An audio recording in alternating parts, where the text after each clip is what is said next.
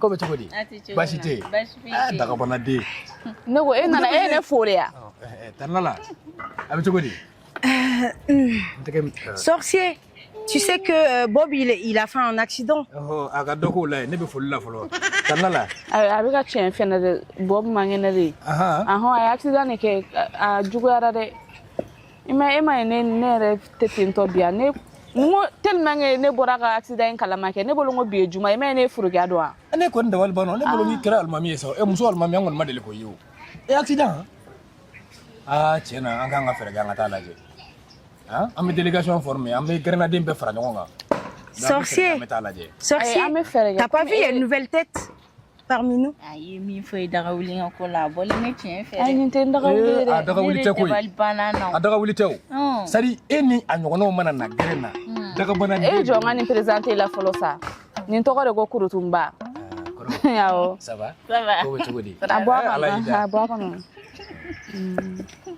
Aleko sorcier kanga geren kadale ka be fega do anga gerena bonye geren tabulu na sharia na don to ko na botuko fa Okay. mana ko ni ngota anga gerena de abada aya fiye chugo beti ya ambele klene no nyoy teria de bea balmoya de bea e ma be foko teria di alen kade ni balmoya ya awu nyogo mine de quoi ma chérie c'est moi Aïcha allez de Aïcha kuma mugo batiki kana la mede ci fuitala comment tu t'appelles? Ka to ko kuro tumumba. Korotumba belebeleba. Ah d'accord, c'est bien ça, Korotumba belebeleba. Il parle no bire filla bo bi sena. N'est-ce pas? Mon nega ko jane. Je ibado ko sari inyele le re do. Okay. Ni mi dre bo fo. Ni filla bo samara ni de. Ni samara ni ambe bo kle samara sena bire. Ifana korolen kadi esa. C'est tellement marrant en fait. John est marrant ya ça. Bon. Te daga sigi mena chini fla sabake kare kuna kana korotumba. Ibe nkona ya me. Ni mu fiana. Sira klene. Nala sonama. Ni jenga drone re bi lablal papier dima. Kana jorola atang ne bia. Bene don sa. Ayo jago eta. Mena kare kuna kana sa. Lala, je t'accompagne. D'accord? Allah. Je t'accompagne, OK? Tu viens. Lala, tu sais, tu es ma chérie, je t'aime bien. Allah kamasa. Faut ba mananga sa. Lala. Koro. Depuis ne Lala don domina. Madele ka to me mana kula. Kon mado Lala e muso nyana ma e ba do. Mo nyana ma do e mai ne tura. Wa muso préparate tu ba no fede. Depuis ne gerena ne adonge be Lala de no. E mai chega to komna. Surtout ni yela la ya boti. Ya o chia sa. Nego aka yoro ka jango so. Abe don bore. Abe don bo. Yoro tejinya chema sa. Ifle ekayin chuko mina chenchena ça dit distraction ne kay ema quoi. Quand tu vas sortir mission ken qui la distrait espace vert non na et tout. O de kay ema quoi. Parce que muso modèle chena ka to gi la sigi so i tarachila i segena ça c'est pas bon. Vraiment. Wakadne ka to ga sortir do demander nga to ga ta munum ni doni anga dugu ira nyona quoi. Ya fa moi. Voilà mais aga to no ko de kadne. Awo. Iti tonga folale. Wa mugo tika kudu be Ay ça mais otala li digera sabi mi ma to ni bi nyokondo. C'est à toi de voir hein, c'est à toi de voir ça. Mais akadne fene ga fa fene bunya de. Bon. Et de balaje. Et de balaje sinon ne kon bolo ni te ko ba déjà été demsane tout ko. OK, nya kan sanya fam problème ta. Aga to no wache. C'est bon? Tani koro. D'accord, parce que premier là c'est ça.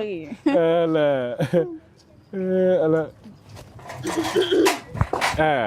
Mai. Naga patron nana. Dauli nana. Wallahi anana. Anyana bora. Tan lala. Aw memna. Che am ga gren tableau de nyefo nyokoy alsa. Iboro ko kele mandi quoi. Sada sigile ngato te kuma be gren sigi. Sari fanga nyata ka sraw de ta kuma dola. Ang mo baro de nyefo nyokoy ko. Voilà. Voilà. sorcier du mene donc. Wallahi tan lala ne be. Sorcier na sura e kele no ka koron kalabushi ne kofi ano sorcier. Ayi. I bora yiri sanfere ka bindu kuma billahi. Ay sa ibn do. Wali ma bi fen sanfere. Ibn do. No te kuro refla nyine ngage. Kuro. Ay baro ame baro de. Agara to wori ano. Amage choka fila. Ina fo koroli kumega munu foni yana. Akumega sego ni de kan ko munye foni yana. Allah. Okay. Ni mana boko kala ma oni nyokon chabi ke bare. Ai fo shitanche la leer bado nete so ko sugun. Dana ne kadne ko. Dana ne kadne. Ne o de fi ikume ne shubaga e fon fe lande o beda bla quoi. Franchement. C'est dit mogoya o de ko an clé nyonga nyonga de manga nyonga blasra c'est ça. Hein? Amona. Tan la de. Oh aka sukoro be. E kuna mfo ne ka sukoro war. Ai ngmena fo de ngo meta sukoro ko nyi ngana ko. Mata sukoro be. Ma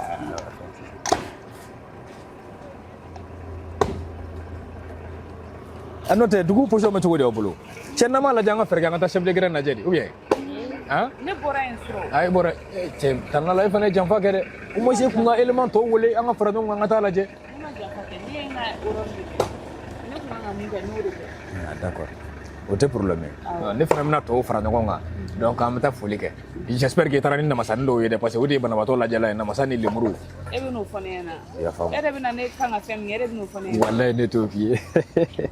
Ala. Kro. Note lala intermuso yede. Ah oui, intermuso da me. Ale de même blasra fe chamana. Ah. Abi mu sonne no ayere de quoi. Mu sonne re de. Ne be blasra fen chamana e ne de la ka fen me kuma ko ne blasra wala. Ai nte galon te ka fere i baron tolu ko nun fe. Ai in ne te bere ni nte bere. Wa galon tiga kon men chelare.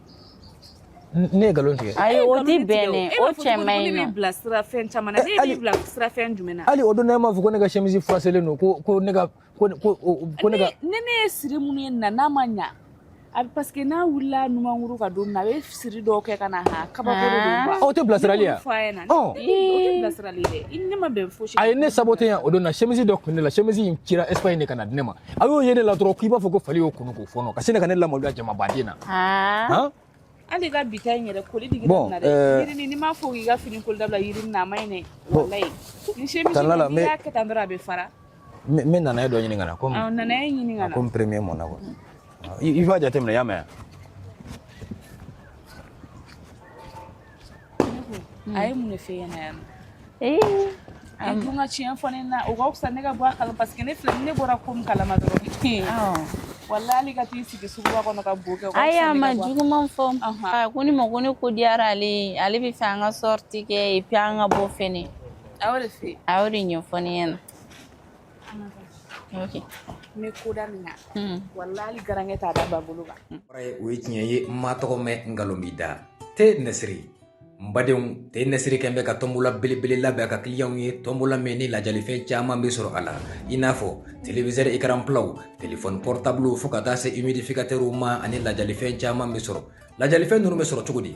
Ni te nesiri san iba furku daile ni jamiya kono uba yira ku e gayena o jayina ibika te nesiri furku inda ki buli birbiri ningi senfa ka u jabala segere ni u bagadaji nara place immeuble agoni la evitika la jali femene wani mami ma jaye aka te nesiri furku kono ima perdu de ibika te nesiri furku imara kada ka tombula bili wera kan ke nesiri client bela jele ya sabbe be seka la jali fen soro chugumina te nesiri Teu kasage.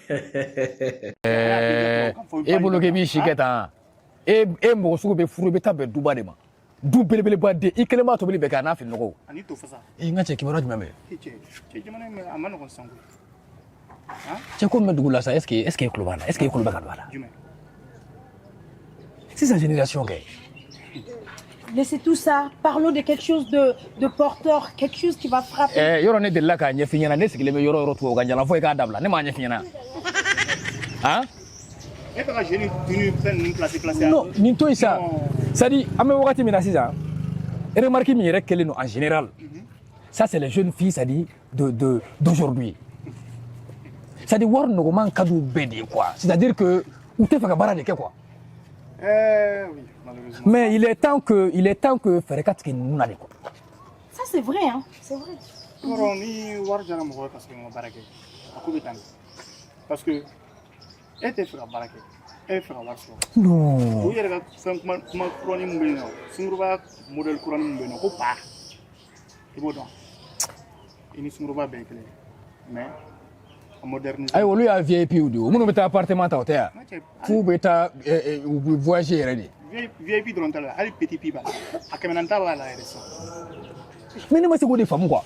C'est-à-dire qu'il bɛ taa sɔrɔ a dɔw bolo téléphone 1000 ni kɔ quoi ka taa sɔrɔ hali a dugujɛ nasɔngɔ tɛ ni ala cɛ u fa bolo bon o bɛ ka vi ten mais il est temps que fɛɛrɛ ka tigɛ nin ko sugu ninnu na dɛ. e bɛ ka taa yɔrɔ jan sa olu tɛ o parents de don.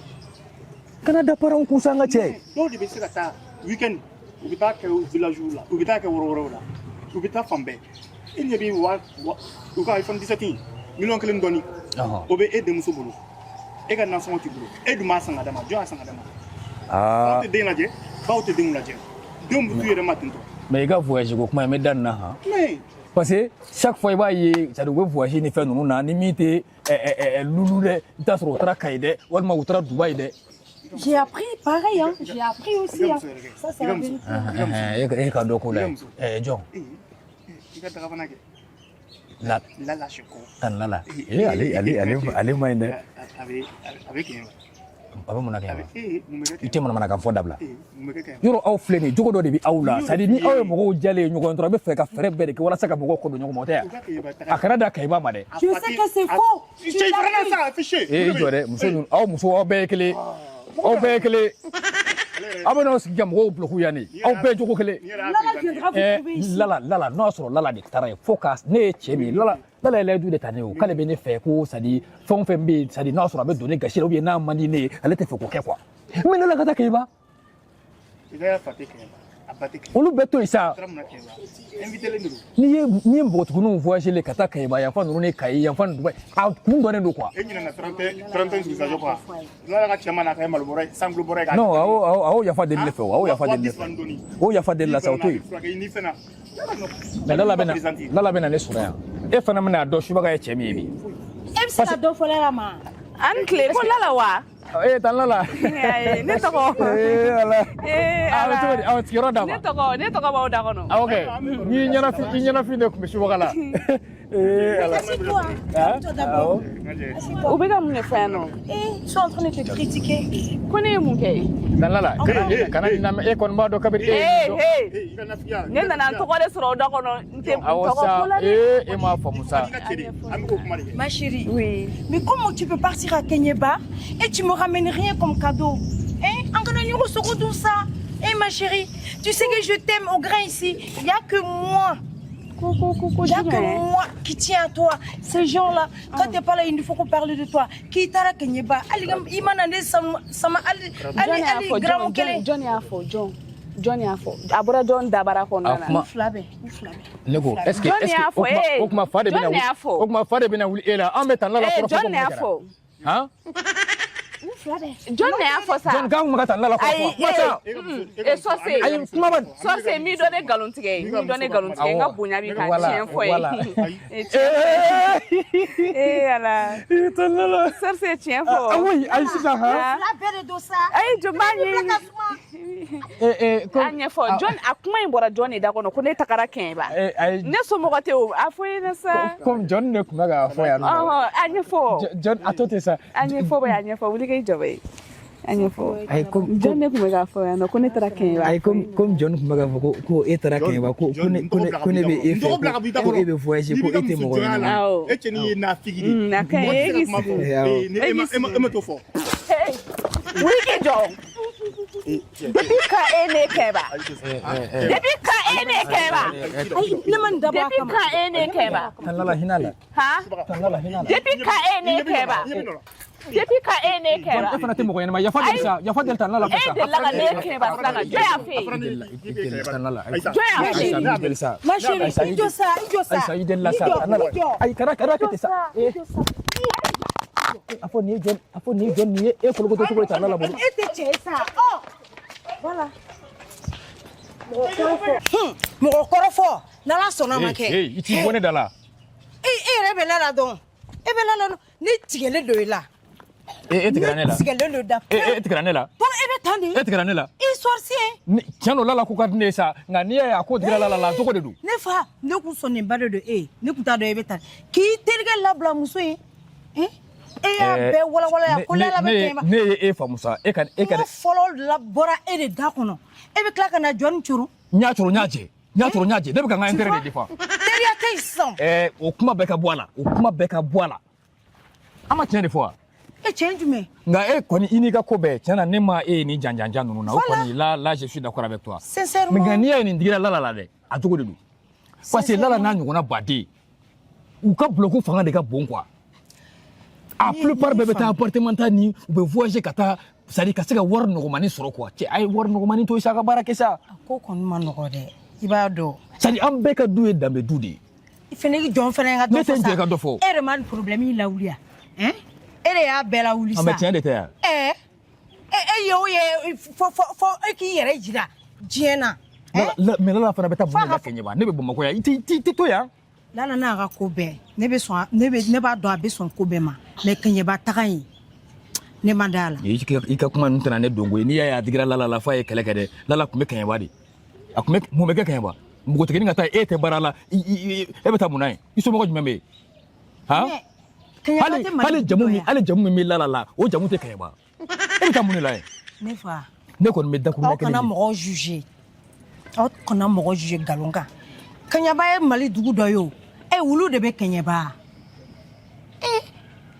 amana ge to c'est vrai que ko do be ka kei munu be ka fota réseaux sociaux kan mais kanya ba fene dugu do ye de hey ne bi soutenir yoro ni kelempe de la parce que ini ka ko be tiena ne tiye ni paso no na nga fola la nyona o ka don ka fo dambe du mo ni kelen tse kana ka du dambe tien quoi ça c'est vrai ça c'est fam kana boni masa ka gele ka ira mo la sa kana yere ka natala mo kana te ka dambe fere c'est pas bon na fato shila bara de kakan quoi muso be kan ha valerira al ni mata école la al ni ma se yoro jan bara sugu be muso kan ga bolo do ko do la ka ko do ke yere ka la laje ha ni nyona daga bana muso ni la yere klene sisa la be lafia ni subaga yere be lafia subaga eta indonu ndo ça sinon franchement masa u kan ka u janto demsenuna ko adoti masa uno ede angana nyongo muso la ga de adoti masa uno ede ngami yere be ntoro kosobe ne be se ga fo kote ne mi masa uno ye quoi ça dit iba yi demso be ni janjanja la ado be bo 6h du matin ou be na fo dugu je 6h du matin ou te minenko ou te tobilike ou te foyeke ou be kla ka shi u fafi chene do fatu korofo batu korofo imuno kene de ita galaka de kare ka bola ni bere avec to di et puis ado te se tobli la re nu tara nu furula kata u chela la avec problème ba de u che obulu c'est pas bon quoi o yere bu la sigi ba de kan ka u janto musomanu na surtout tu comprends ça dit ne resu baga jana quoi ne jana ba mako muso ko be ko ne manya ne be muso furu ne be tata wasolo walma me tata beledugu ni tarata wasolo abe muso de ko éducation be di bamako ya o éducation kelen de be di village ko non oluti appartement ko nyedo ne be dodon tonto do dudu shagaba e ala mine ka ta muso furu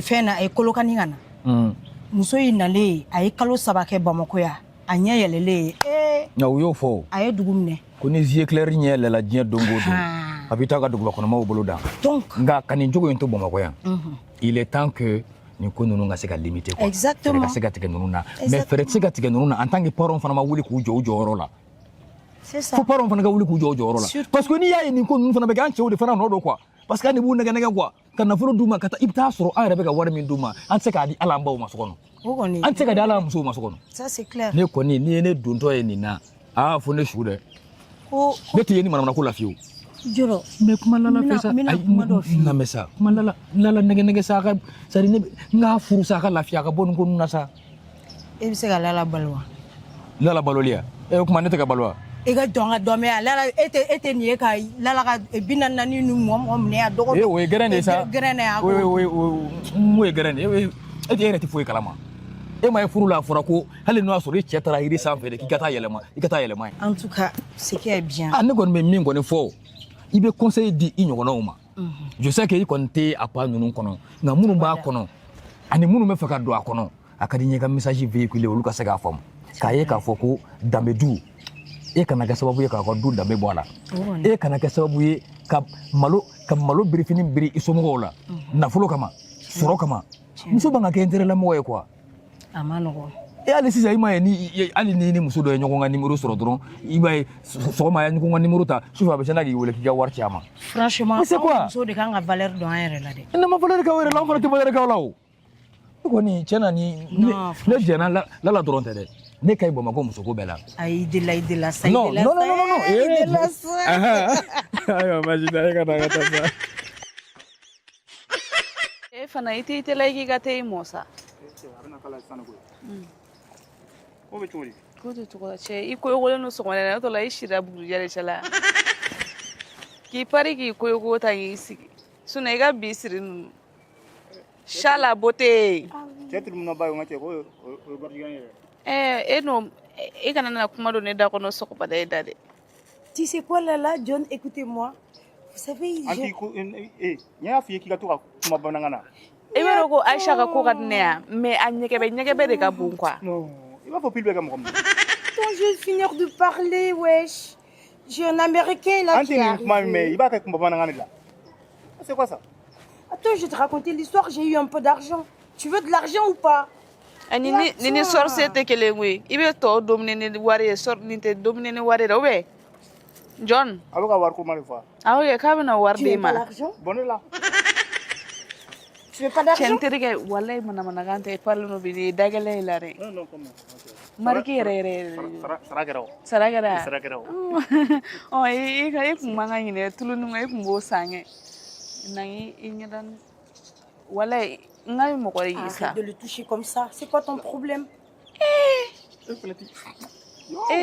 ne ko i fana t'i kɔfilɛ muso in na dɔɔni a jarabilen no i la koyi cɛ nin ka fara nin na sa a bɛ ɲagami i b'a fɔ ko pile de bɛ kɛ mɔgɔ min na Aïcha don min a sigi gɛrɛ na yan nɔ e de kama n t'o dɔn n b'o f'i ɲɛna bi John et puis on a la même couleur hein. Regarde le noir et un peu sauf que tu as le léopard mais il fallait me téléphoner j'allais mettre le léopard sorcier kibaruya de cɛ n famana ma wagati min na an kun bɛ alhamdulillah ah non arabula nunu c'est du b'a fɔ ko an ka taa aventure la arabula ka nɔgɔn bon c'est pas un souci quoi non ni yen ka di ye dɔrɔn i hakili latigɛ ni passeport b'i bolo dɔrɔn c'est bon quoi d'accord ah non mais n ko ne de ye subaga ye anw tɛ c'est à dire anw ka baara ye mɔgɔ dɛmɛ de diɲɛlatigɛ yɛrɛ o de ye quoi i bɛ se ka min kɛ min ye dɔrɔn k'o ye quoi c'est bon allez merci e bɛ se ka 60 000 francs in dépôt kɛ n kun donc n bɛ dossier ninnu ɲɛnabɔ ni o ye dɔrɔn a banna quoi allez merci bien à tout à l'heure sorcier oui saga bɔrɛ i tɛ manamanakan yɔrɔ ye cɛnin filɛ i tɛ mɔgɔ bonya cɛ ma i b'o ka style de la e wuli ka bɔ n sigiyɔrɔ la le géreur des affaires inutiles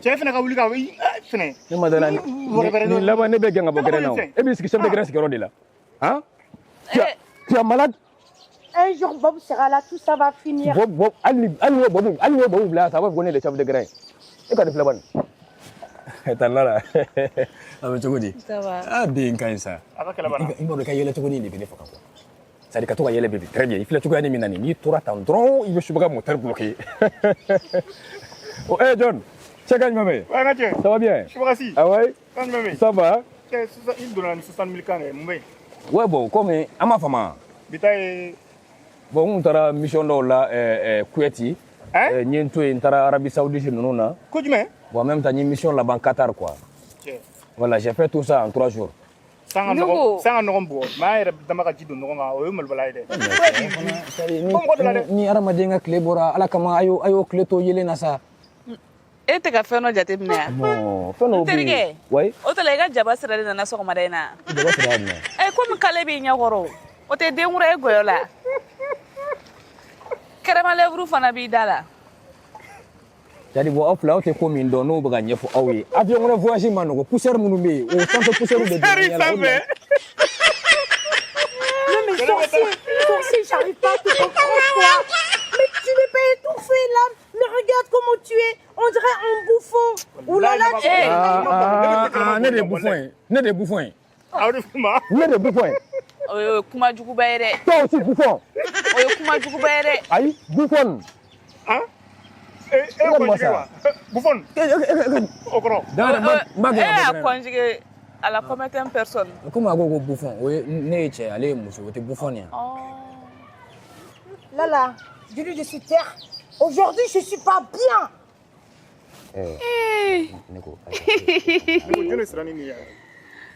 Jɔn sera ne e de ma se ne yan nɔ. Bɛɛ n'i kungilenna don sa a ye olu ko ninnu to yen. Sɔrɔsi i yɛrɛ i don ka ye mun ye bi dɛ. Cɛ. Parce que ale de na gɛrɛ na ni nouvelle t'ale bolo. C'est à dire diɲɛ kɔnɔ ni mɔgɔya ye fɛn dɔ ye quoi an kan ka to ka ɲɔgɔn hinɛ minɛ kana labɔ bɛɛ ɲɛna sa an kan ka to ka ɲɔgɔn hinɛ minɛ de n'aw bɛ jɛ la ni aw famana dɔ ma walima ni dɔ fari man'a la misaliya la sisan e ka Bob lajɛ chef de grain kɔrɔ chef de grain kɔrɔ mun y'a kɛ kɔrɔlen mais ne de tɛ chef de grain sisan e t'anw ka chef de grain dɛ o ye ka message envoyé yɛrɛ ma dɛ S'il vous plaît. Ngati ali du tɛ se ka kalifa la k'e to la la kɔrɔ e bɛ se ka mun fɔ tiɲɛ tiɲɛ na ni ne ma ne taara tɔgɔ b'i ka kuma la i b'a si dɔn ne ma f'i kana to ka Tanlala dɔgɔya Tanlala to kɛ ni y'a dɔgɔya i kɛ bon a lajɛ Aïcha cɛ buga i tɛ mɛn o la o i ka ko kelen min jara o kɛra nin ye n bugɔ tuguni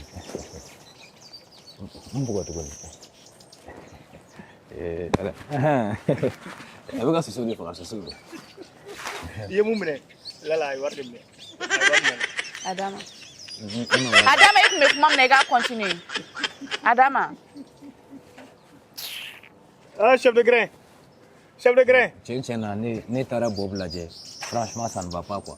I b'a dɔn mɔgɔninfin n'aw kɛra jɛ la a ye ɲɔgɔn hinɛ minɛ a ka ɲɔgɔn ka degun kɛ aw ka degun ye aw ka ɲɔgɔn ka hɛrɛ kɛ aw ka hɛrɛ o de ye diɲɛ ye quoi. C'est à dire n'an y'an sigi ka miiri diɲɛ kɔnɔ an bɛ yan wagati ni kunkurunin kɛ de la don dɔ an kelen kelen bɛɛ bɛ taa an da dugukolo finman ni jɛman ni ɲɔgɔn cɛ i b'a fɔ ko kɛrɛmasa donc i tatɔ la se t'i ye quoi i tɛ se ka mɔgɔ si sama i fɛ quoi i b'a faamu wa donc n'a ma ɲɛ ko c'est à dire chef de grain bɛ problème dɔ kɔnɔ a fari man d'a la tiɲɛ na c'est vrai an delila ka cotiser ka ko nin dɔ k'a ye mais a bɛ niveau min na sisan franchement ça ne va pas ne yɛrɛ y'a ye ne jigila misɛnya la quoi c'est à dire n'a bɛ wuli mɔgɔ de b'a lawuli n'a bɛ da mɔgɔ de b'a lada ne y'a ye o don na c'est à dire dukɔnɔmɔgɔw bɛ kasi la ne yɛrɛ ne subaga ye miiri n ka cɛya de la ne ma se ka kasi quoi parce que ne kun bɛ kasi ne ta kun bɛ juguya ni tɔw ta ye quoi bon tiɲɛ na a ka di ne ye an ka jɛ an ka cotiser hinɛ kɔnɔna na tɔgɔ ɲini tɛ dɛ an ka kɛ ala yɛrɛ jaati kama an ka cotiser hali n'a kɛra 5000 ye an k'o fara ɲɔgɔn kan ne subaga ka taa d'a ma a k'a débrouiller n'a ye. Mais sorcier, moi j'ai eu Bob au téléphone, il m'a dit qu'il allait bien. Mais o tɛ diyagoya Je ya. ne peux même pas s'y le voir et tout.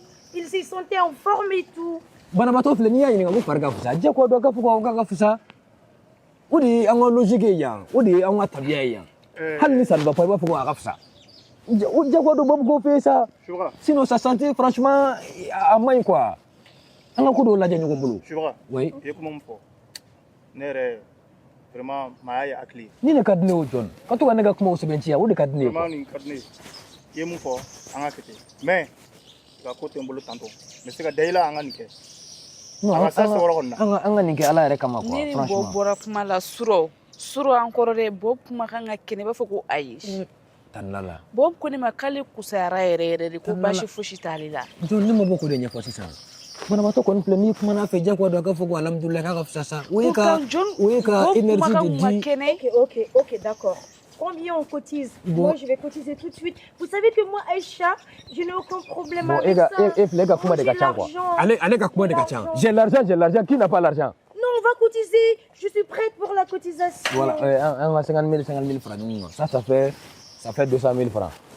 Ne t'a problème t'a la. E k'i ta bɔ k'a da fɔlɔ i bɛ ne ta sara e bɛ ne ta sara. Ne e bɛ i ta sara ka ne ta sara ne ka 50 000 francs i b'o sara. Awɔ.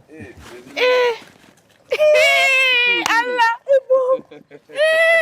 Lala, ça va? Ça va? Comment tu vas? Farikolo dun? A ka fisa kosɛbɛ. Alhamdulilayi rabbil alamina. Oui. Ma chérie, ça va?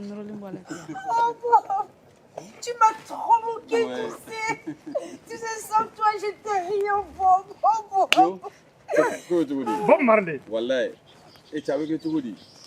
Latigɛ n'a ko ta. E cɛ wuli ka bɔ yen. Chef de grain.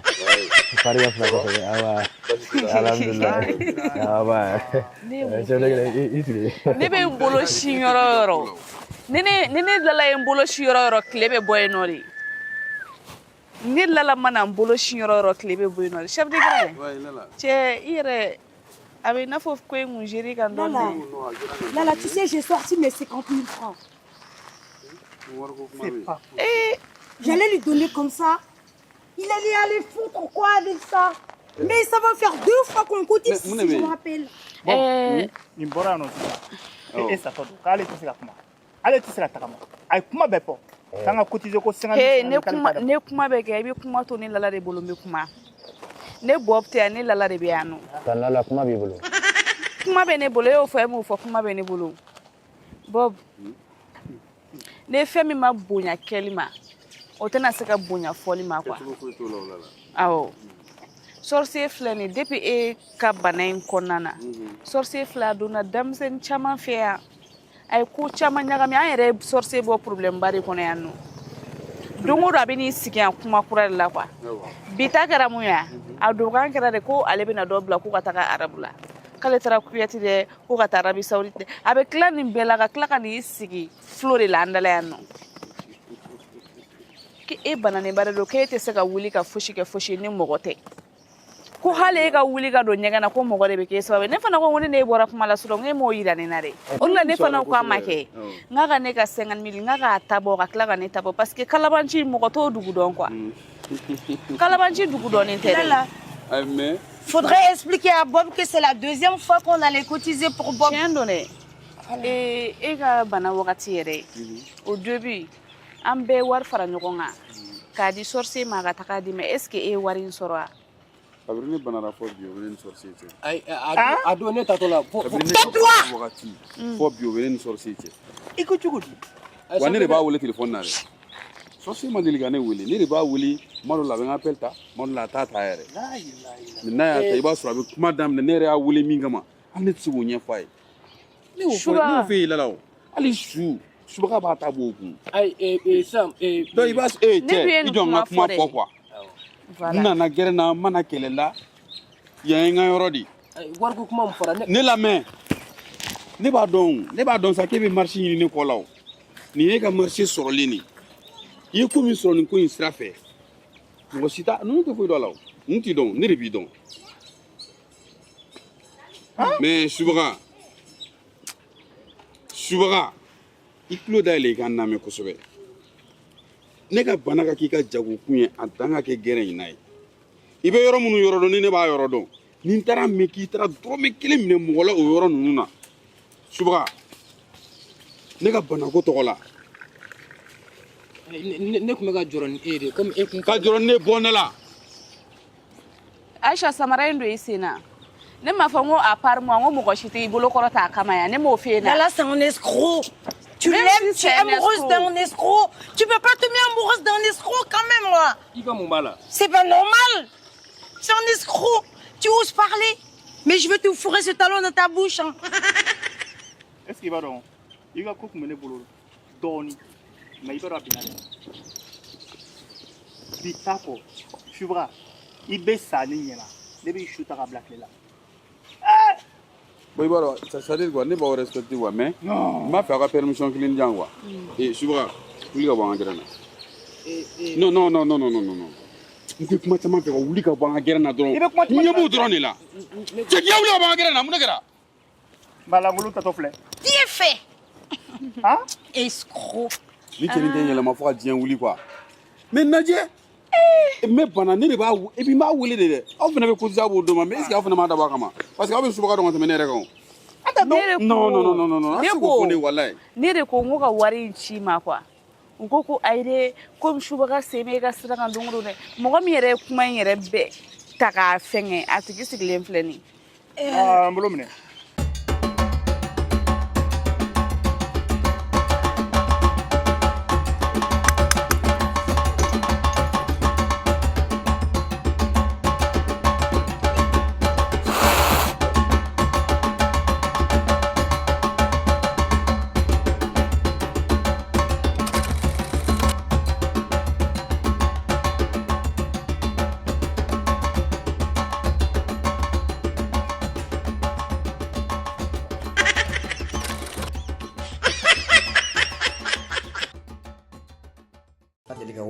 tiɲɛ ye ma tɔgɔ mɛn ngalon b'i da te Nesiri mbadenw te Nesiri kɛn bɛ ka tombola belebele labɛn a ka clients ye tombola min ni lajalifɛn caman bɛ sɔrɔ a la i n'a fɔ téléviseur écran plat téléphone portable fo ka taa se humidificateur ma ani lajalifɛn caman bɛ sɔrɔ lajalifɛn ninnu bɛ sɔrɔ cogo di n'i ye te Nesiri san i b'a foroko dayɛlɛ n'i ye ja min y'a kɔnɔ o b'a yira ko e gagné o ja in na i b'i ka te Nesiri foroko in da k'i boli biribiri ni k'i senfa ka u jaba lasɛgɛrɛ ni o ye bagadaji ye nara place immeuble Agoni la i bɛ t'i ka lajalifɛn minɛ wa ni maa min ma ja ye a ka te Nesiri foroko kɔnɔ i ma perdu dɛ i b'i ka te Nesiri foroko in mara ka d'a ka tombola belebele wɛrɛ kan ka kɛ Nesiri clients bɛɛ lajɛlen yaasa bɛɛ bɛ se ka lajalifɛn sɔrɔ cogo min na te Nesiri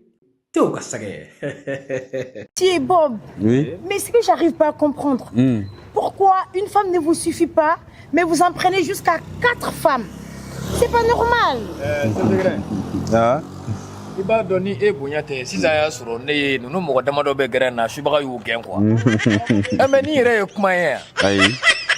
I bɛna mɔgɔw kulukɔrɔla tɔrɔ a bɛ ta cɛ ye muso 100 ta a ye muso 1000 ta a mun bɛ se ma. Mais j'ai dit quoi de mal? Je pose une question. Ah ben non, je m'en décidé pour l'autre, n'est pas ta faute. Sorcier, c'est pas trop pour toi. Comment tu pourras les satisfaire? Neko. Eh, il y a un jabi de neuf, ouais, il y a un wala sa, kamoro sa Oh, mais je voudrais être à la famille. Aïe, il y a un comme Mouna, Tebe Moussota, Fonani. Alors, il y a un moulé besali mas. Aïcha, Tebe Moussota, faut sûrement Nani, à Kungacha. Je veux comprendre. Voilà, tiens, nous avons armadé un jeu de Slamyama. Slamyaka Shara Sraka. Slamyako, tiens, ni Balguara, Kasseki, c'est-à-dire physiquement, moralement et mentalement. Donc maintenant, il sait et puis financièrement aussi, il sait que nous sommes à fond nani. Mais wajibité. Maintenant, nous sommes à casser Keleni Flani Savama. À Kunga Chang. Kun caman ba de b'a la a dɔw bɛ i b'a sɔrɔ muso fɔlɔ i y'o ta i b'o bɛɛ b'i ka muso ta n'i ka cause de maintenant e nana i ye fɔlɔ ta i y'o ta cause min kama n'o ma satisfait donc i bɛ taa dɔ wɛrɛ nɔfɛ. Mais après, puisque dans le Coran c'est dit, il faudrait s'occuper d'elles de la même manière, il faudrait les satisfaire de la même manière. Mais bien sûr. Mais est-ce que au Mali ici, l'homme parvient à être équitable avec les épouses? Moi, j'ai constaté qu'il y a des épouses qui souffrent trop, surtout la première. Quand il prend une deuxième, il délaisse la première. Ensuite, quand il prend une troisième, il délaisse les deux femmes. Elles souffrent. Moi, je trouve que c'est pas normal. Non, c'est pas normal. Bon, pourquoi les prendre? Au Mali d'Orient. Nga fleka équitable comme info nazarakana ni ne subaga ya famu o te ki clé ni ɲɔgɔn cɛ ye. Justement. Ki brebe o ni ɲɔgɔn cɛ. Awɔ. Ayiwa ni ye duuru di dɔ ma. Ka bɛɛ bila ka wumu kɔnɔ. Ka duuru di to kelen fana mɔtɛ ya. Awɔ. Ne bɛ ɲininka o sɛbɛ degré. E muso dɔ furu burusi kɔnɔ. Ka na n'o y'i fɛ yen. Ka taa muso dɔ furu Suisse walima Belgique. Ka na ni o ye i fɛ yen. I ye min furu Belgique o bɛ to ka hamburger ninnu ni croissant ninnu ni fɛnw nɛmu ninnu dilan ka d'i ma nka i ye min furu burusi kɔnɔ o bɛ to ka to hali i y'a faamu a la naji yɛrɛ tɛ k'a la to nɔgɔlantan e bɛ jumɛn de dun? Oh mais sisan a ye ne ɲininka de i bɛ wari kelen de di u bɛɛ ma i bɛ 400 min di ne ma i b'o 400 de yan fɛ nka dɔ bɛ ayiwa tubabu dumuniw dilan ka d'e ma dɔ bɛ subahana to dɔ dilan ka di e ma e bɛ jumɛn don a fila la? Bon, Aïssa, mais au courant de Kenegan. Non, a bɛ fɔ de ko wai. Jɔn b'i ban damun na, ça aussi. A banna. Mɔgɔ si t'i ban damun na. A bɛ k'an kulokɔrɔla de tɔɔrɔ wa i kilew ni ɲɔgɔn cɛ a bɛ tan. Ouais, bon, cleaning in kɔrɔ tɛ k'a fɔ ko n'i ye duuru di ma i ka duuru di ma. Cleaning in kɔrɔ de i ka bɛɛ bila a ka hakɛ kɔnɔ.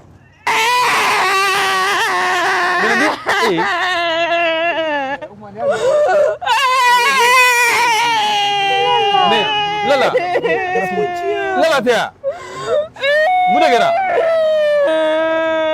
Lala ah non nin tɛ ɲuman ye on va pleurer Aïssa e filɛ ka n'i ta fara kan sa Aïssa ayi sabali sa Aïssa o dabila sa Lala i ma tu sa i filɛ ka Aïssa yɛrɛ bila kasi la mun de kɛra Aïssa a ni dabila sa Sonjalendo. Mugola? Sonjalendo. Aïcha, Aïcha fana ta ɲi baara ye sa Ala. Sabali sa Aïcha. An ka le fana ka ko bɛ tan tɔ de. I b'a fɔ ko jinɛ bɛ mɔgɔ min na. Han? Aïcha. N'a fɔra ko Ala k'an bangebaaw mangoro wale du belebeleba. Mun de kɛra Ala la? Wale ha.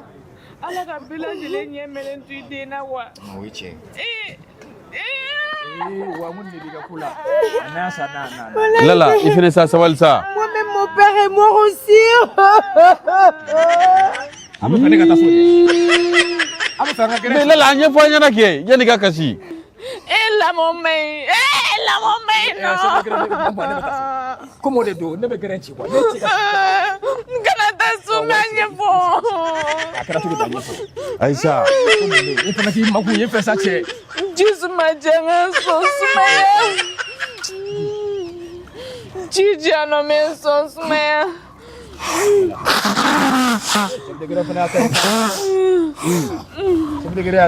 Solution t'a la o.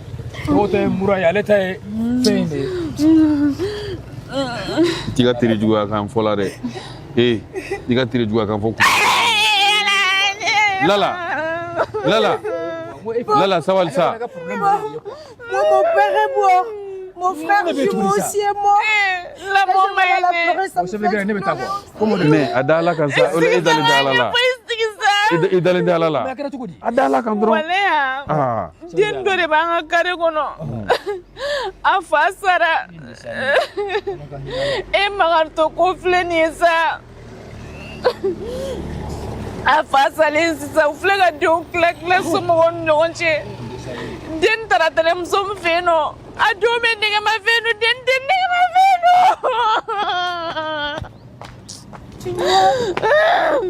Den tɛ nɛgɛmafɛn dun. E fana ko kasi kɛ dɔɔni sa. Ayisa, ka tila k'ala minɛ ka nɛgɛ de bilen k'a da waliden fari la ko parce que k'ale ka wari tununɛ e ma dɔn n'o fa tun bɛ o tun bɛ ko la. Bɛɛ tɛ saya nɔ ye wa? Ni saya kun tɛ a tun bɛ se nin na wa?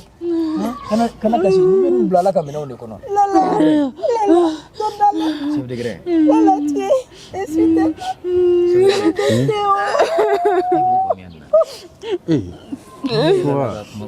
Non, hinɛ de bɛ k'a bila kasi la.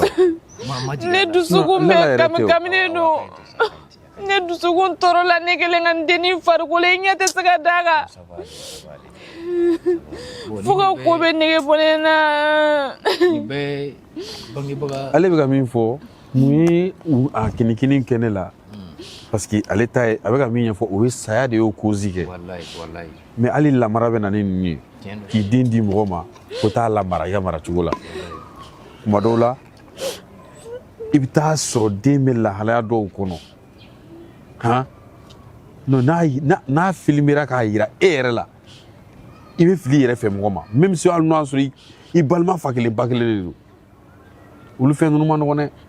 Ka mɔgɔ di lamara la walima mɔgɔ masantanyali ka ta k'a di somɔgɔ dɔ ma n'a ma kɛ mɔgɔ hakilimaw ye. A ka dɔgɔ.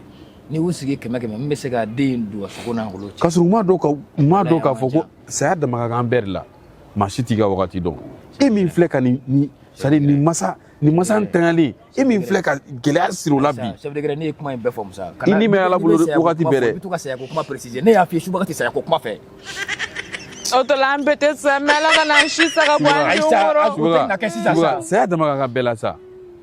Mais nin ye kuma dɔ de ye f'a ka fɔ a fɔ cogo de la. Saya de kama e bɛ waliden ladon. Sinon n'a masaw bɛ yen waati min na masaw tun bɛ yen o tun bɛ cogo min na i b'a bɛɛ kalama. Mais masa ntanya na a taara k'a d'e ma n'e ma min fara masa ta kan i man ka jigin duguma. Mais ne yɛrɛ kɛra mɔgɔ ye mɔgɔ min de bɛ tɔɔrɔ lase a ma fo sigiɲɔgɔnw de ka hinɛ minɛ ka kanu minɛ. E Ala a bila i kunna ko saya dama ka kan bɛɛ ye wagati bɛɛ wa saya bɛ se ka n'i ma à tout moment cogo sugu bɛɛ fɛ sira sugu bɛɛ kan. Non mais est-ce que hakili de bɛ ka u bila nin na quoi?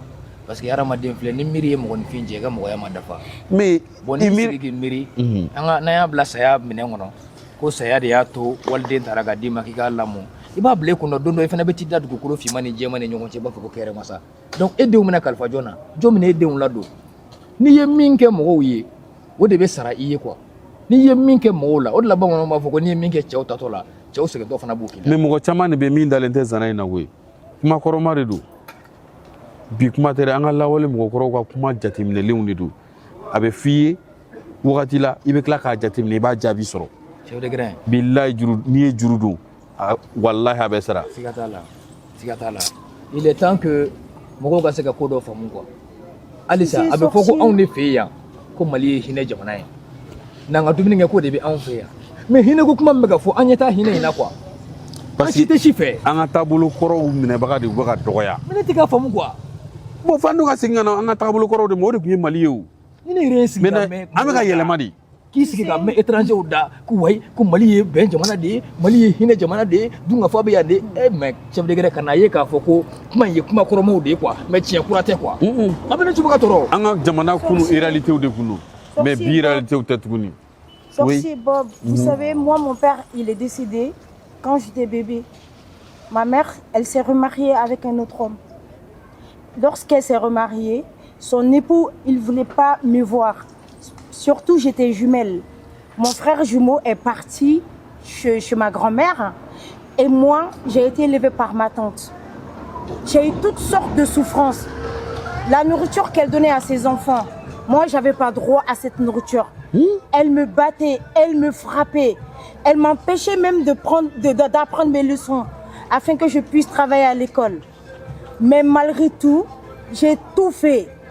Quand les professeurs me donnent les cours, je restais à l'école et j'apprenais mes leçons à l'école. Parfois sous les lampadaires, dans les carrés, dans les rues, afin que je devienne une bonne étudiante aujourd'hui. J'ai tellement souffert avec ça. Oui, j'ai étudié.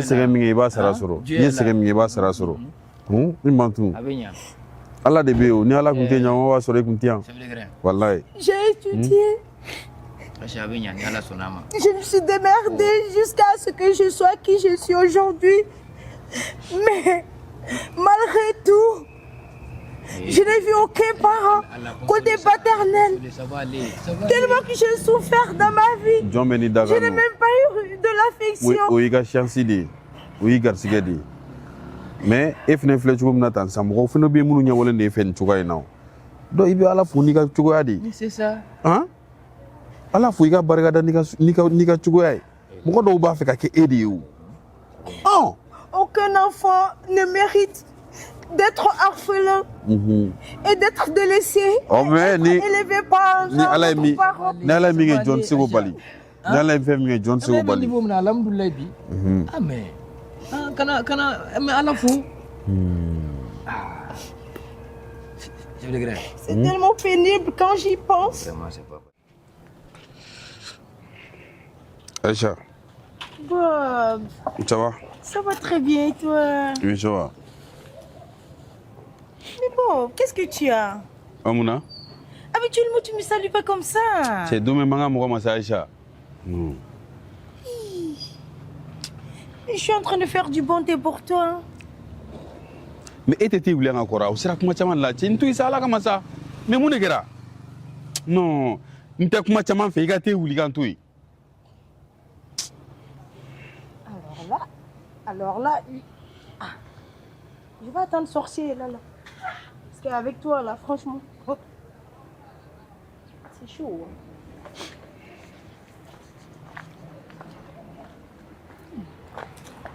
Là. Chef de grain. Ça va? Princesse Lala.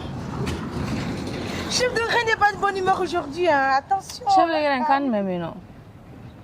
Tela la ye fuli ke ni lamne che mun ngara chen tuisa Mais nete ka kuma faire. Mais ne be lamne mun kuma bi Ay non bon tui ifana kan nya kuma ba do garan nasa ni mato ka yele gere na do na maino kuma be de nya kuma na foko bose ke be mogom kuna non John ni subaka kibaria chef de grain. On va lui essayer les larmes parce que tu as envie de pleurer, non? Mais niku Aïcha Fare bete ka doyela mune be lari ni ka kinexi magarana ba tiganya ga ba famnya no sorsen John kibarari ne tu yoro de te wuli ka to yin cheno re nere John mangenedi an kan atakala je wala John banani bariru surokon John. Ah oh? Mais moi je pensais qu'il allait mieux.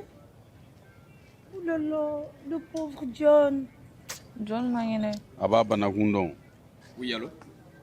Mɔgɔ fana t'o fɔ banabaatɔ ma sa k'a b'a bana Non, kun non, dɔn. non, wa mugan tɛ foyi ye, i bɛ se k'o ta quoi. Olu tɛ problème ba ye. I b'a dɔn ne subaga ye mɔgɔ min ye n'a bɛ ne kun ne ni mɔgɔw ka jɛ k'a dun o de ka di ne ye quoi, voilà. Non, non, non, kana musokɔrɔba da don la, c'est bon, hein? Merci bien, allez. Ouais, c'est vrai que... Là, on y a un bureau de... Mais sorcier, salue-nous d'abord, c'est quoi ton problème? Ne ma deli ka f'i ye n ko muso tɛ pɛrɛn ne kunna. Ne de ye subaga ye, ne ma deli k'o ɲɛfɔ e ɲɛna. Han? Lala, wuli ka bɔ yen. Lala, wuli ka bɔ yen. Eh, Subaga. Ouais. Ni t'i sigi ta so. Ça veut dire que nin tɛ ne sigiyɔrɔ ye. Non, ni t'i sigi dɔrɔn ta so. Sigiyɔrɔ tɛ mɔgɔ fila bolo la, ne kelen dɔrɔn a banna. Désormais n'i nana sin sɔrɔ yan, n'i nana min sɔrɔ i b'i sigi o kan. Mɔgɔ tɛ wuli ka sɛyi d'i ma yan tugun. O banna. Mais ne ko, e ni John, aw bɛ min na a tɛ se ka dabila dɛ. Ne? John wa ne, an ye mun kɛ? O don a kun bɔra min? O don aw taara appartement ta yɔrɔ min na, a taara appartement ta ne ka cɛ de bolo.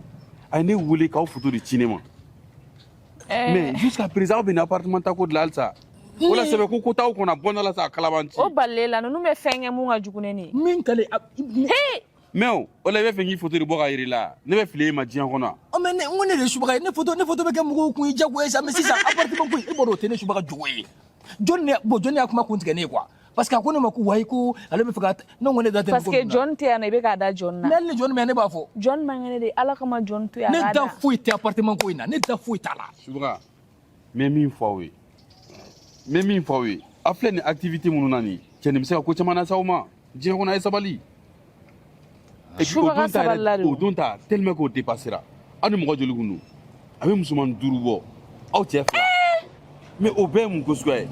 Subhanallah. Muso nana aw muso naani bɛ a ka muso fila. naani yɛrɛ aw bɛɛ 2 mais o b'a bɛ fɛ k'aw yɛrɛ faga joona de yan han. Subaga. waati jumɛn la aw bɛna sɛbɛ sira ta de ka bɔ nin ko ninnu kɔnɔ.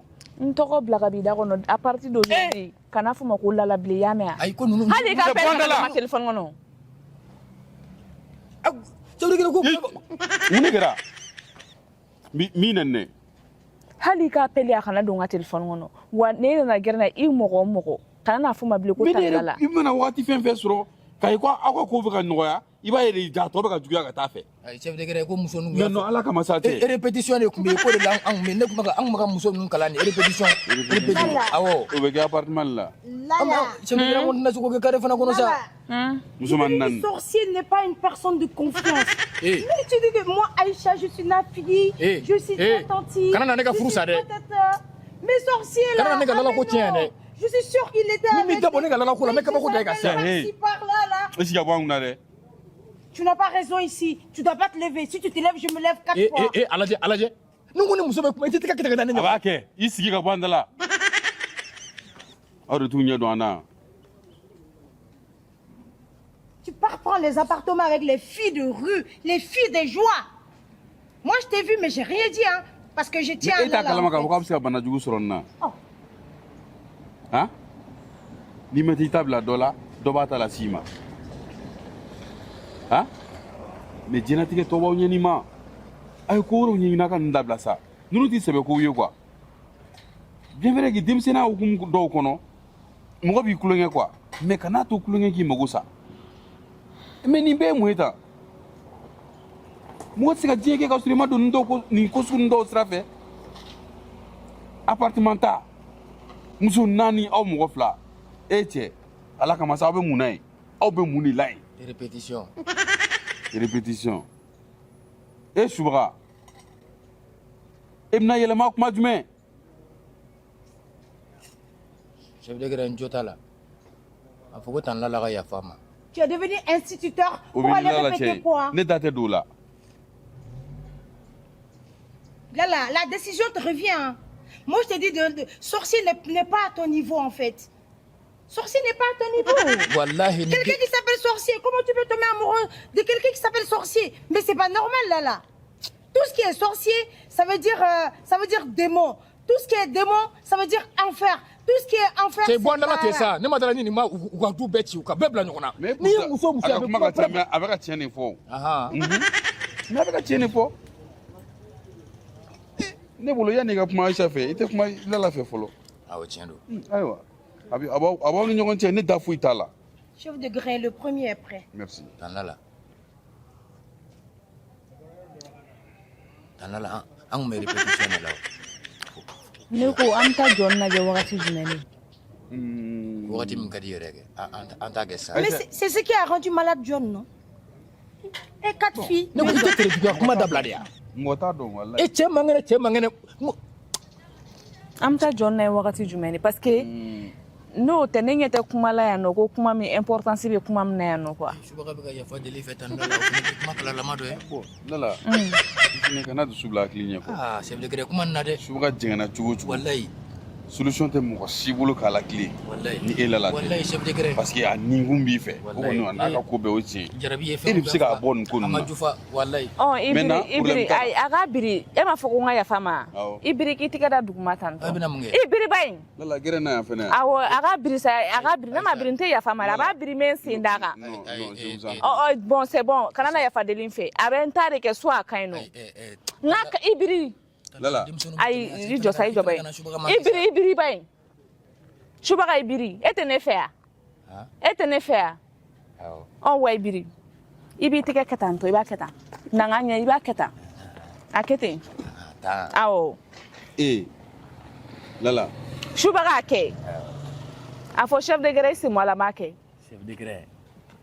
Ne kanu ɲɔgɔnmaw cɛ i C'est qu'un guignol et un poil trop en plus. T'es un guignol, t'es un poil trop en plus. Hey, yɔrɔ ne kangari da ye. Ne ka Lala bɛ ka ne puni i b'i datugu.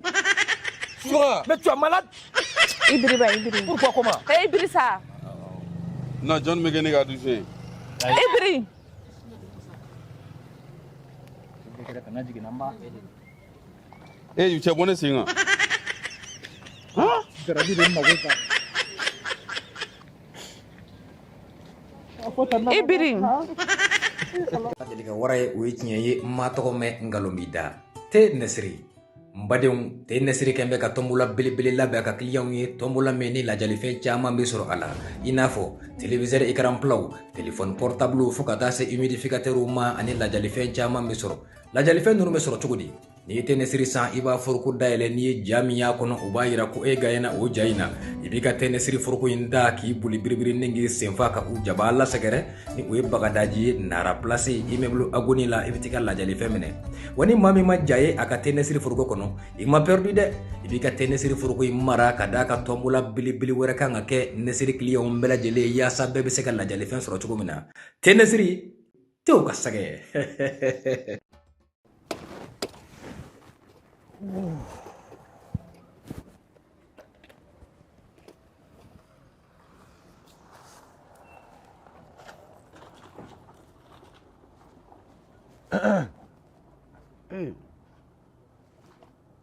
Subaga. Ouais. Ne bi ta ne mun ye tan. Chef de grain. Depuis an ka grain sigira an ye o ye c'est à dire te kunjalan de b'an bolo yan quoi. Bon ne Subaga de ye miiri. Ne Subaga de ye miiri. Bamako bɛɛ tigɛfeerelaw ka tigɛfeerela n ye nin tigɛ san ale de bolo.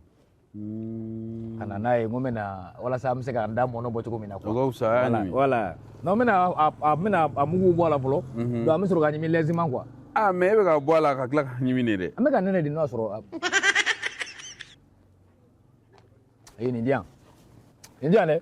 Aw tɛ foyi san ka na n'a ye gɛrɛ na ni mɔgɔ ye fɛn san ka na a bɛ n'o kuma don yɔrɔ n'o bɔ yɔrɔ cɛ yan. Han? Hali n'a sɔrɔ n y'a ɲimi ne de ma na n'a ye yan. Aw jɔn delila ka na ni minɛnin dɔ ye gɛrɛ na yan.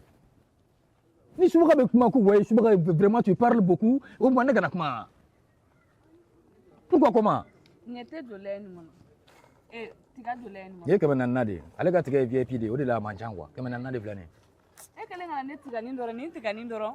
Ale kɛlen ka na ne nin tiga nin dɔrɔn ale bɛ n'o kuma caman daminɛ. Ne tigɛ de ye nin ye chef de gré anɛnɛ. Non ne ka ɲi i ka tigɛ la. Non n ka i ka tigɛ la wala. Ayi non c'est bon Lala d'a ma. Ayi n'i ma ɲimi ne fana t'a ɲimi quoi. N'i ma ɲimi ne fana t'a ɲimi. Lala. N ka tigɛ di yan. Kana don a da dɛ.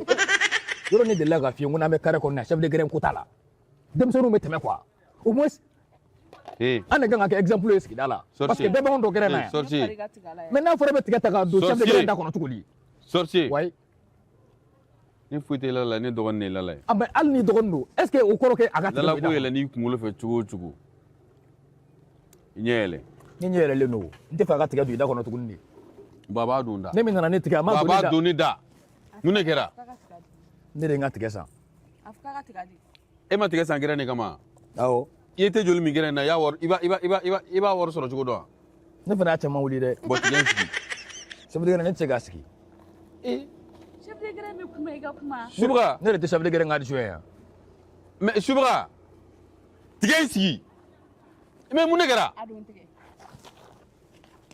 tigɛ mɛ k'e da kɔnɔ makan gɔyɔ de i nana n'a ye mais i t'a ɲimi quoi très bien 400 de a ka kɛ 1000 n'a ye i ye tɛ hakɛya min i b'a da dɔn wa a t'a da dɔn ne tɛ nin na sa ne bɛ ko sugu bɛɛ kɛ gɛrɛ na yan Subaga bɛ k'a yɛrɛ faga pour que gɛrɛ na denw bɛ lafiya mais a tɛ ka dɔn n ye quoi e mana ni sogo ye foyi fɔ tigɛni tigɛni yɔrɔ ne ye kangari da ye ne Subaga filɛ ni ne bɛ n ka ni ne sigilen ni nana ne sɔrɔ bolo min kan i bɛ ne Subaga to yen o de ka di ne ye pourquoi comment Attends, c'est toi et qui? Mais là, qu'est-ce qu'il a ton gars là? Anna ne tiga binana de kan tɛ lafiya o la ko mɔgɔ wɛrɛ t'o tiga ɲimi e ka nin lajɛ e nana cɛ min tɛmɛ tiga binana kan kana n ka tigɛ ɲimi dɛ kana n ka tigɛ ɲimi dɛ i bolo kana su ɲɛna dɛ tigɛ t'i bolo yan dɛ gɛrɛ de ta don Non mais franchement, sorcier, tu exagères là. C'est quoi ton problème? Bon, laissons tout ça là. Moi, j'aimerais organiser un barbecue dans un appartement ou dans une belle résidence avec une piscine et tout. Oh là là, ça sera trop bien, Bob. Imagine, le grec comme ça, Aïcha assise comme ça, au bord de la piscine, avec un verre comme ça. Oh là là, ça va être trop bien. Chef de grève, ne b'a dɔn aw bɛ ka rêver a y'aw ka baro kɛ ne Subaga ne da t'a la parce que ni kuma bɔra sɛbɛla kuma kan kana kɛ kalokalokan ye dɔrɔn ne Subaga bɛ n jɛngɛ chef de grève kuma dɔ tun bɛ ne fɛ k'a fɛ o n ko siège bɛ tunu gɛrɛ na yan ka tɛbaadaw tunu gɛrɛ na yan ka ninnu bɛ tunu karafo ninnu bɛɛ bɛ tunu gɛrɛ na yan hey Lala ka tunu gɛrɛ an tɛ minɛ tununko kuma la Aïcha bɛ ka kalabanciya kan min fɔ dɛ n bɛ saga faga dɛ n bɛ misi faga dɛ a bɛ taa an b'o kuma de la yan kana mɔgɔw ka kuma falen mais Aïcha kana sujet falen dɛ i ka idée ne ma ban ma dɛ mais an ka gɛrɛn tɛ déplacer ka taa mɔgɔ si ka so walima ka gɛrɛn déplacer k'i bɛ taa n'a ye appartement dɔ de la ko walasa ko an ka taa fɛn dɔ kɛ non non non ne tɛ jɛn n'o ye chef de grève n'o barbecue ko b'i kɔnɔ chef de grève an b'o kɛ gɛrɛn de la yan non te in bɛ wuli gɛrɛn de la yan chef de grève ni cɛnin nana ni tigɛ min an bɛɛ bɛ ɲimi gɛrɛn de la Lala ne tɛ cɛnin ye dɛ bita ko bita ɲɛ kana ne wele ko cɛnin dɛ Lala Lala mun de mina tununko kuma bɛ yen ne tɛ k'a faamu la fois passée kɛ nin bɛ sɔn ko kuma de la nin bɛ se ka an t'o kuma la ne ma a ɲɛ fɔ ko chef de grève bɛ ka kuma kana sujet falen o tunna awɔ gɛrɛn wɛrɛ la Aïcha b'a la k'ale bɛ na an yɛrɛ ka gɛrɛn in na yan gɛrɛ min filɛ nin ye carré nin kɔnɔ yan fɛ sa Aïcha b'a la k'ale bɛ na mɔgɔw ne invité tɛ k'o faamu Bob, je vais justifier ça. C'était pas perdu, hein. C'était Maria, mais elle a la même. J'étais témoin. Quand je dis je vais dire seulement, elles ont attrapé ma bouche. Ah non, il n'y a pas de kuma kɔni ka ca mais i bɛ tiɲɛ fɔ. chef de grève i bɔra ka yɔrɔnin dɔ fɔ sisan parce que i b'a dɔn ɲɛmɔgɔ mana kɛ cogo o cogo kankɔrɔsigi kan ka k'i la o kɔrɔ b'a jira ni i filila wagati o wagati walima ni sira jɛngɛnna dɔɔni kankɔrɔsigi ka siraw latilen dɔɔni y'a ye an ka gɛrɛn in bon i b'a dɔn an ka gɛrɛn in ɲɔgɔnna tɛ yan a tɛ jamana in kɔnɔ mais sira jɛngɛnna ne de bolo ayi n bɛ ka kuma dɔ de ɲɛfɔ quoi mais e bɛ ka kankɔrɔsigi ko kuma fɔ e bɛ ka ni sira jɛngɛn'i bolo mais chef de grève ayi ni ne Subaga ma tila kuma la e bɛ se ka ne ka kuma ta fan dɔn wa d'accord i ka kuma ɲɛfɔ voilà o de ka di ne ye quoi voilà Lala n'est-ce pas voilà très bien donc maintenant i m'a ye parce que an ka gɛrɛn fondation a sigilen bɛ fɛn minnu kan et an yɛrɛ b'a dɔn sɛbɛ ko don quoi c'est pourquoi denmisɛnninw caman bɛ k'an ladege mais i bɔra k'a fɔ Aïcha ye ko an tɛ déplacer bon non parce que n kɛlen bɛ ka sariya kura dɔ ta sisan hali n'a sɔrɔ ne tɛ chef ye an bɛ gɛrɛn min na déplacer quoi Subaga Subaga i ɲɛ yɛlɛ i k'i tulo dayɛlɛ i ka na mɛn ne bɛ se ka fɛn bɛɛ mɛn i da fo ne place ne t'o fɛ mais e de bɛ décision ta gɛrɛn in na yan ayi mais e ye décision ta jumɛn comme ayi ne ka décision ye e ni ne de ye o comme parce que moi il y a des décisions imposées là de quand ay subaga ya fane na ke ko à partir d'aujourd'hui ko ne mo ko ko ta geren siga ga bitiki dala kameta geren sigi voilà ko ne mo ko kan ta ga yoro la ko ta ga yoro annulé voilà kameta ga voilà chef de gré mo roni famu quoi parce que mo do be mo ko be anga gré na quoi parce que anga gré en fendo ye ça dit be bamako be bamako non nte ba oluma mais ana kechugo ouais mais kechugo ba non la ana kechugo e ba do ne ko jelentere e be ka fo yoro ni la mais Aïcha ka kuma ka can quoi voilà Aïcha ni mo dabara bawdi ah o mayu na Aïcha ko be ko ke gerena abna na gereni la ne be na Aïcha de amon tetu Aïcha ko ko kameta bara wal ma ko ta appartementa Aïcha karanu kan filmer en tout cas ka bla ko ne de be kan ke geren tiens do mais alors que fin de me ka fene gerena ato fo wallahi ni ya sega tara fo mo ko nyana mais je ka fle ka mi fo an Aïcha ta yote kelene ni mi kolon mi se ka soma ni mi kolon ya shala voilà ni mi kolon shala non Aïcha abeta fo mo ko nyana ki na so boy fi On s'en fout, ça là, c'est bon. Tout le monde est contre moi, non. Là. Aujourd'hui, elle est combien? Tu penses que j'ai oublié? Tu te prends pour qui? Hein? Tu as prêté mon collant. Tu as prêté mes chaussures et mes perruques. Tu comptais me rendre ça quand? Tu peux me le dire, wesh? Eh, kana galonda nega lala saraman nan to de. Là, c'est de quoi je parle. Là est au courant. Lala e de la ka chapeau yunkuna Depuis le 31. depuis yendo ye chapeau yunkuna abse aye ne be na yorom ne ta dunga sene ala de be gon kumpen e be ka kuma mfo tieni do Là, tu as la bouche pour parler. Si tu parles, je vais te déshabiller tout de suite. Eh, il faut qu'il ça okele ni ngoni. Tu vas te jano de. fini min do yo ye mais Lala be ka fini munu fo ke yolu sinya mais mo ka fini na depuis ala enda ne la ka farin to kan ne be e ba do ne be mo ka Eh, tala te so ma. Là, tu vas me donner mes habits ou tu me donnes pas mes habits? Qu'est-ce que tu crois?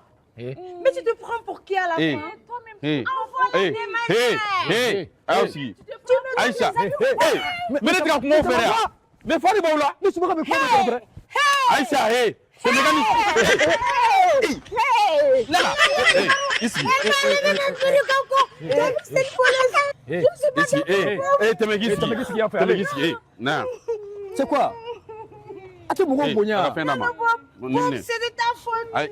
Tu m'as attrapé. Chef de gré. Je vais t'écraser là. Chef de gré. eh Aïcha Chef de gré eka geres eka afotro kusumaka afotro sumaka ni décision ngima eko fotro man. ba be Aisha la ke kungulo na tene kanda la ere Tu importe. na kadi Aïcha. to Aïcha. nga kete ne ga strate meshi la Eh, akana ni fugula nu sesi ama ya sa. ne te di fe ne te meshi Ne rebeta ni ndanga baraka de. Suba Ouais. wala est-ce que Lala maîtriser di wa Lala. Bon. hein temena de temena aiwa Lala Aïcha ka kuma ka can mais a ka galontigɛ tɛ ten dɛ bo Aisha ma ay galuni tige ga dani Aïcha ka kuma ka can tiɲɛ no nka a ka galontigɛ tɛ ten dɛ ay kuma mfo tieno me ne ma fini mi na yere kama o tiɲɛ ma don. meshi mi na yere kama nya mi ne ga di mo gori ma Adu ya ko lango. atiki na ko ma ko kama ngone te ni fini ndo Aisha de budo ntakara mi ne ga dama ne te ni fini ndo Lala. mais signali bɛ se ni fini sugu ninnu fɛnɛ ma aw ni ɲɔgɔn cɛ yan Eh, fembe be singa ko ima femme singa to Chef de gré. ndate la sugo fo chef de gré. mais ka farila fini siŋa fo ka taa se ekola ma mais o bɛ siŋa cogo di Chef de gré fo Lala ye. Le subaga ba fe o ye tiɲɛ ye. Mais n tɛ tugu a kɔ nkalon kan quoi. Adamadenw farila funteni tɛ kelen ye. Mɔgɔw farila banaw tɛ kelen ye quoi. An bɛ se ka fɛn caman singa ɲɔgɔn bolo nka fɛn min ye farila fini ye. Jango a kolanama yɛrɛ. et puis adamaden kelen-kelen bɛɛ ni farila bana de don C'est pas bon. bana min b'i la e farikolo de bɛ se o kɔrɔ maintenant e mana taa mɔgɔ wɛrɛ ka fini ta k'o don i la o farila bana de b'o la o n'o y'a sɔrɔ o ni e joli tɛ bɛn sisan Bon, désormais, chef de gré ne ka ɲi. Ne de kun ko n bɛ Lala ko la. Bon, ne subaga diɲɛna quoi. Ouais. kana fɔ ko cu ka tila ka fɔ ko ca dɛ Non, ne ka ɲi. i t'i réfléchir yanni ka girin ka i ka décision ta e réfléchir la nya D'ailleurs, cette perruque là, la touche, je n'en veux plus. Aïe. Dessous de kun ye bila la sa. non Il va donner Aïcha sa vie fait ça hein. Bon, pourquoi tu m'as attrapé? Gars, Sorcier! hein? Fallait me laisser écraser là, j'allais la manger comme Marmatika. E ka ne filɛ e kɛra zone donc e ka baara de kɛ o tɛ. ni bolo ni Lala ye ta ye Non, non, déjà non. wa subaga ni bolo Non. Lala ye de ta ye déjà Ouais, ni ninnu ouais. bɛ ɲɔgɔn na i kan ka tɛmɛ Aïcha de fɛ Ne bɛ tɛmɛ o fɛ cogo di. Chef de gré a ye e ta ye e bɛ fɛ ka ne ka du ci. o tuma fair play t'e fɛ yan Fair play o kɔrɔ. Oh, nega, nega di mingele, nega maore de moti ki kotea. Tana la club na de. Bon, tu dois me soutenir. Geren sinnama jorobene la quoi. Wallahi, geren sinnama a jorobene la. Surtout e subaga kere nega adjoint. Chef de grem ijo mena bara. Alubonga la zoli konia awa konia muna. Konia gansa. Alubonga la zoli konia awa konia muna. Sorcier.